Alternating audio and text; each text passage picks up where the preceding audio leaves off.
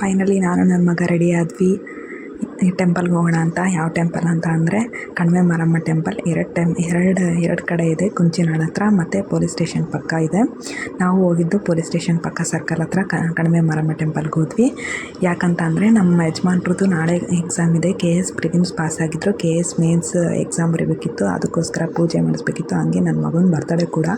ನನ್ನ ಮಗನ birthday celebration ಮಾಡೋಕ್ಕಾಗಲಿಲ್ಲ, ಯಾಕಂದ್ರೆ ನಮ್ಮ ಯಜಮಾನ್ರದ್ದು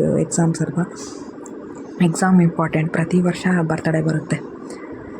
ಹಾಗೆ ಎಲ್ಲ ಪೂಜೆ ಸಾಮಾನುಗಳೆಲ್ಲ ತಗೊಂಡ್ವಿ, ಕಾಯಿ ಹೂವು ಹಣ್ಣು ಎಲ್ಲ ತಗೊಂಡು ಪೂಜೆ ಮಾಡಿಸೋಣ ಅಂತ ನಾನು ವೀಡಿಯೋ ಮಾಡ್ತಿದ್ದಾಗ ಆಂಟಿ ನೋಡಿ ನಗೋರು. ನಾನು ಸುಮ್ಮನೆ ಸೈಲೆಂಟಾಗಿ ಕಟ್ ಮಾಡಿದೆ.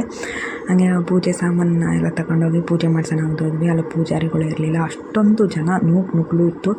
ಅಲ್ಲಿ ಅವರವರೇ ಕಾಯಿ ಹೊಡ್ಕೊಂಡು ಅವರವರೇ ಪೂಜೆ ಮಾಡ್ಕೊಂಡು ಹೋದರು. ನಾವು ಸ್ವಲ್ಪ ಪೂಜಾರಿ ಬರಲಿ ಅಂತ ಕಾದ್ವಿ ಒಂದು 10 ನಿಮಿಷ.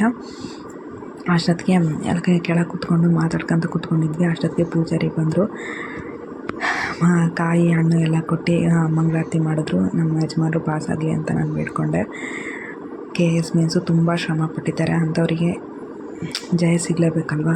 ಹಾಗೆ ಹೊರಗಡೆ ಕೂತ್ಕೊಂಡ್ವಿ. ಹೊರಗಡೆ ಕೂತ್ಕೊಂಡು ಬಂದಮೇಲೆ ಯಾವ ಹೋಟೆಲ್ಗೆ ಹೋಗೋಣ ಅಂತ ಕೇಳಿದ್ರು. ಉಪಾಧ್ಯ ಹೋಗೋಣ ಅಂತ ಕೇಳಿದ್ರು. ಬೇಡ, ಇಲ್ಲೇ ಪಕ್ಕದಲ್ಲಿ ಪ್ರಸಾದ ಹೋಟ್ಲಿದೆ, ತುಂಬ ಚೆನ್ನಾಗಿದೆ ಅಂತ. ನಮ್ಮ ಅಪ್ಪಾಜಿ ಒಂದು ಸತಿ ಮಸಾಲೆ ದೋಸೆ ತಂದಿದ್ರು, 35 ರೂಪೀಸ್ ಅಷ್ಟೇ. ಅಷ್ಟು ತುಂಬ ಚೆನ್ನಾಗಿತ್ತು ಹೋಟೆಲ್ ಮಾತ್ರ. 35 ರೂಪೀಸು, ಅಲ್ಲೆಲ್ಲ ಕಡಿಮೆ ರೇಟು. ಅದು ತುಂಬ ಚೆನ್ನಾಗಿದೆ. ಹೋಟೆಲ್ ಮಾತ್ರ ತುಂಬ ದೊಡ್ಡದಾಗಿದೆ. ಹೋದ್ವಿ ಪ್ರಸಾದಮ್ ಹೋಟೆಲ್ಗೆ. ಕೆಳಗಡೆ ನಿಂತ್ಕೊಂಡೇ ತಿನ್ನಬೇಕು, ಮೇಲ್ಗಡೆ ಮಾತ್ರ ಕೂತ್ಕೊಂಡು ತಿನ್ನಬೇಕು. ಮೇಲ್ಗಡೆ ಹೋಗ್ರಿ ಅಂತ ಅಂದರು. ಅಂದರೆ ನಮಗೆ ಗೊತ್ತಿರಲಿಲ್ಲ, ಫಸ್ಟ್ ಟೈಮ್ ಅಲ್ವ ಬಂದಿದ್ದು, ಪಾರ್ಸಲ್ ತಂದಿದ್ರು ನಮ್ಮ ಅಪ್ಪಾಜಿ. ಮೇಲ್ಗಡೆ ಹೋದ್ವಿ. ಮೇಲ್ಗಡೆ ಹೋದಾಗೆಲ್ಲ ತುಂಬ ಚೆನ್ನಾಗಿತ್ತು, ನೋಡೋಕೆ ಮಾತ್ರ ಒಂಥರ ಅಫಿಷಿಯಲ್ ಆಗಿತ್ತು. ಹೋಗಿ ಕೂತ್ಕೊಂಡ್ವಿ, ಆರ್ಡರ್ ಮಾಡಿದ್ವಿ. ಅಲ್ಲೆಲ್ಲ ಪುಳಿಯೋಗರೆ ಎಲ್ಲ ತಿಂಡಿ ಐಟಮ್ಸ್ ಇದ್ವಿ, ದೋಸೆ, ಪುಳಿಯೋಗರೆ, ಇಡ್ಲಿ ಅಂತ. ನಾವು ದೋಸೆ ಪುಳಿಯೋಗರೆ ಆರ್ಡರ್ ಮಾಡಿದ್ವಿ. ಇನ್ನೂ ಬರಲಿಲ್ಲ, ಬೈದರು ನಮ್ಮ ಯಜಮಾನ್ರು. ನನ್ನ ಮಗ ತುಂಬ ತರಲೆ ಮಾಡ್ತಿದ್ದ, ಅಲ್ಲೆಲ್ಲ ಏನೇನಿದ್ವು ಸ್ಪೂನು ಎಲ್ಲ ಹೊಡೆದಾಕ್ತಿದ್ದ. ಅಷ್ಟರಲ್ಲಿ ಮಸಾಲೆ ದೋಸೆ ಬಂತು.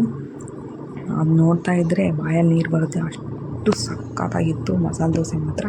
ಹಾಗೆ ಪುಳಿಯೋಗರೆ ಕೂಡ ಆರ್ಡ್ರ್ ಮಾಡಿದ್ವಿ. ಪುಳಿಯೋಗರೆ ಆಮೇಲೆ ಬಂತು. ನೆಕ್ಸ್ಟ್ ನಾವು ಮನೆಗೆ ಸ್ವೀಟ್ಸ್ ಅಂತ ತಗೊಂಡೋದ್ವಿ. ಪೇಡ, ಬರ್ಫಿ, ಖಾರ ಎಲ್ಲ ತಗೊಂಡೋದ್ವಿ ನಮ್ಮ ಅಪ್ಪಾಜಿಗಂತ. ಅಷ್ಟೇ. ಇವತ್ತಿನ ಬ್ಲಾಗ್ ಇಷ್ಟ ಆಗಿದರೆ ಶೇರ್ ಮಾಡಿ, ಲೈಕ್ ಮಾಡಿ, ಸಬ್ಸ್ಕ್ರೈಬ್ ಮಾಡಿ. ಓಕೆ.